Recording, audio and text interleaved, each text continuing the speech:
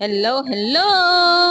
Ngayong araw, samahan niyo na naman ako magluto ng Adidas. Hugas na pala yan at nakukuhan na din. Tapos may nakita pala ako habang nagbo-voice over.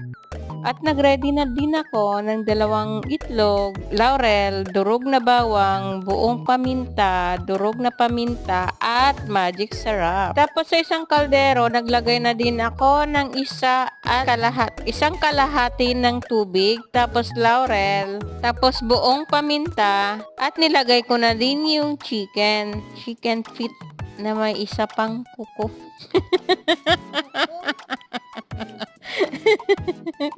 Tapos yung asin.